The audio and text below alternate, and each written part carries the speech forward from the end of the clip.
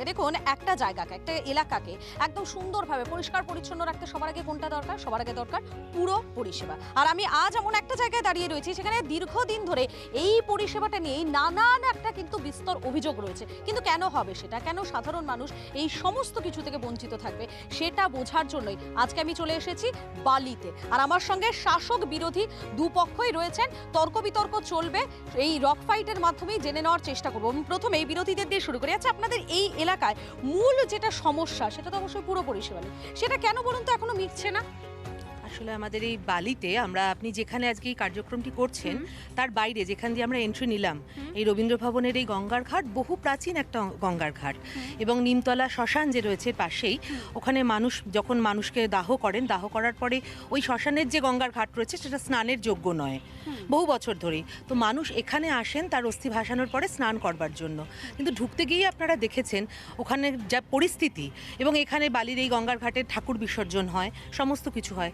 সামান্য একটা গঙ্গার ঘাট, তার বাইরের রাস্তার পরিস্থিতি যদি এইরকম থাকে, তাহলে আপনি আমার বালির প্রত্যেকটা প্রত্যন্ত গলির ভেতরে ঢুকুন, ফ্ল্যাটের তলায় যান, প্রত্যেকটা রাস্তায় যান, দেখবেন ময়লার ঢিপি। এটা কেন হবে? সাধারণ মানুষ কেন এই পরিষেবাটা পাবে না? কেন এই পরিষেবা থেকে তাদেরকে দূরে থাকতে হবে? কেন বলুন তো?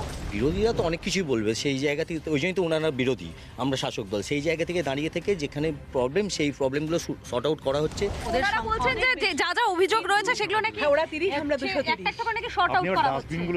আপনি রাস্তায় যখন এখান থেকে বেরোবেন, ওনারা বলছেন যে শর্ট আউট করছেন, এখানে কোনো শর্ট আউট নেই। প্রথম কথা, প্রশাসক কয়েকদিন আগে বসলো, ঠিক আছে, ওনার বসার পরে কোন কাজটা বালি বিধানসভায় হচ্ছে? এলাকাটা ঘুরলে আপনি বুঝতে পারবেন রাস্তাগুলো কি হচ্ছে আর কিভাবে কাজ হচ্ছে, বা ড্রেনের কি কাজ। রাস্তায় কাজ হচ্ছে?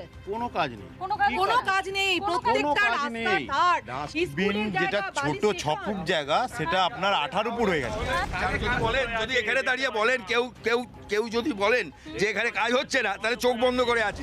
না, ওনারা অভিযোগ করছেন আপনারা কি চোখ বন্ধ করে হাঁটছেন? নিশ্চয়ই না, চোখ বন্ধ করে হাঁটছি, চোখটা বন্ধ করে হাঁটছি, নাক তো বন্ধ করছি না। বিরোধীরা বলছেন তারা চোখ বন্ধ করে হাঁটলেও নাকটা তারা বন্ধ করেননি, নাক বন্ধ করে। দেখুন, প্রথম কথা হচ্ছে এটা বিধানসভা নির্বাচন, পৌরসভার অভিযোগ আসছে নিশ্চয়ই 100 বার।